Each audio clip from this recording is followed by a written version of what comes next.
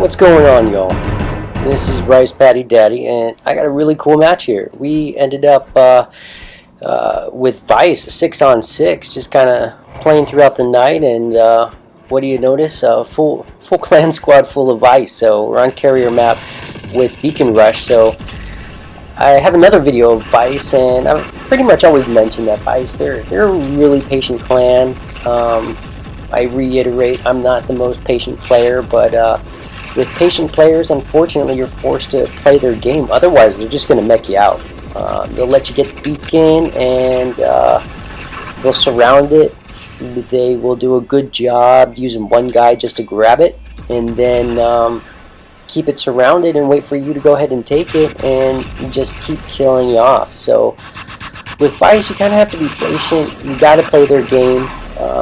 There's a couple players that usually use the same bots the first time every time. There's this Bulge, ÇŌ∗hkh, I believe it is, I can't see his name in there. I forget which guy, but I'll find out. And a couple of other the Vice players always usually start with Bulges. So just knowing that, I decided to start with the ÇŌ∗hkh. Only one, because the bots they usually use first, and secondly just because they play a waiting game.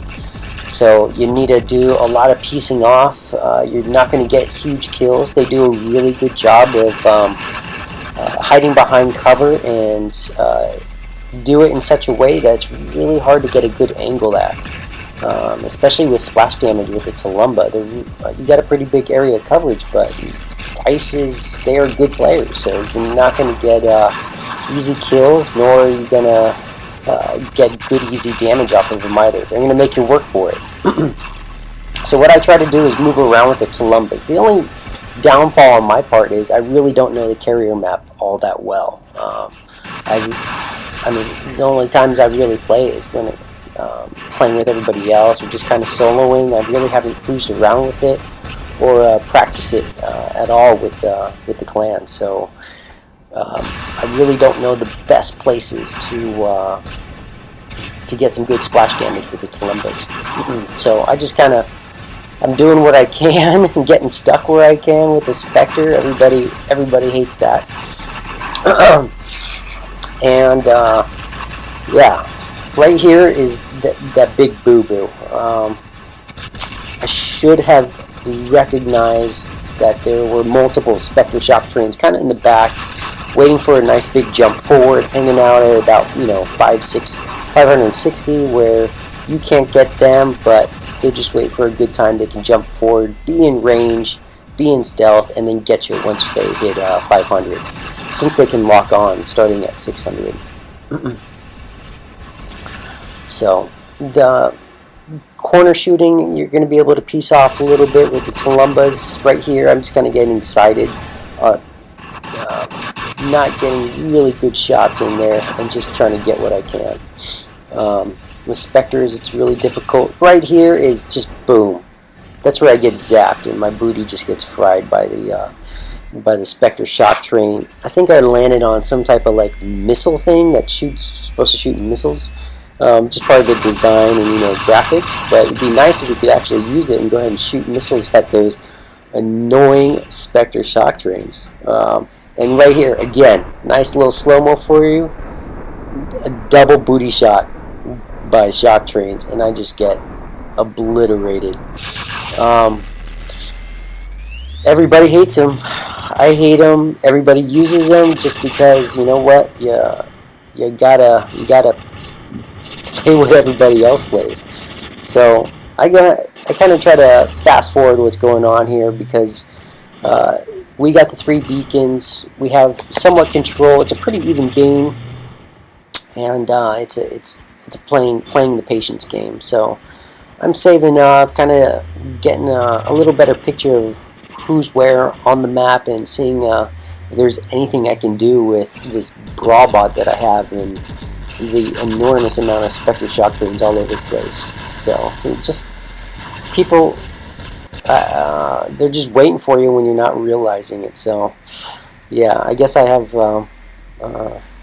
some people are either waiting for me or they're really good at locking on and keeping it locked on, which I have still yet to try to master and understand the physics behind how long you can keep it locked on for. Because I have jumped and been all the way almost at the peak of my jump in the air, and somebody has shot me. So that's like almost about 2 to 3 seconds. So I would hope that ÇY:hkhk someday could actually provide an explanation on the physics behind that and how you can stay locked on for 3 seconds when you're supposedly supposed to be in a Spectre stealth.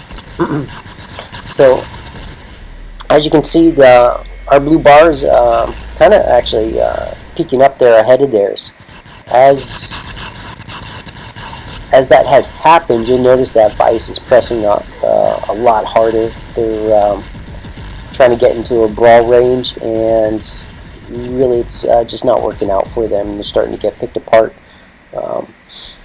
Unfortunately, with having those 3 beacons and playing a patient game, you can't do that forever in the game, and it starts hurting you towards the end. So if you notice that it was about 4 minutes, they started pushing in hard just because they know they're under, and they need to get that 3rd beacon, more or less a 4th if they need a win. They want to win the game.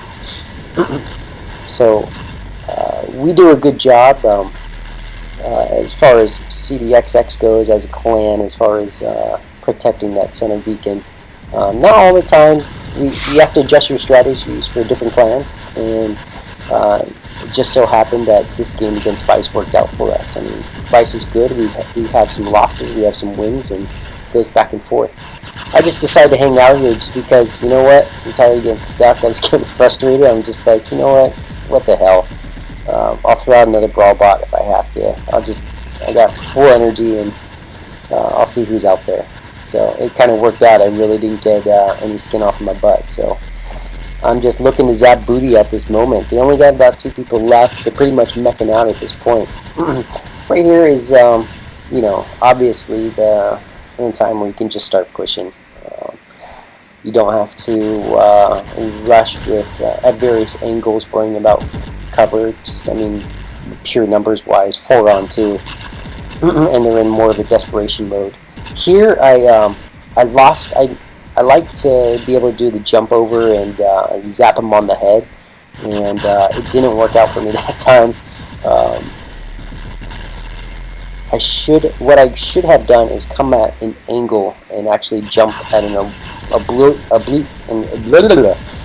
angle to the opponent, and then kind of almost use a circle around. That way I could keep him in focus and stay locked on. But I jumped directly over him, and then of course you're gonna lose sight and lose target. So this was a pretty fun game. It was awesome, and Vice, really great players, did a great job, and hate losing to him, and we came away this time with a win. So good job to Vice, and what a great game. Thanks a lot for watching. Have a good day.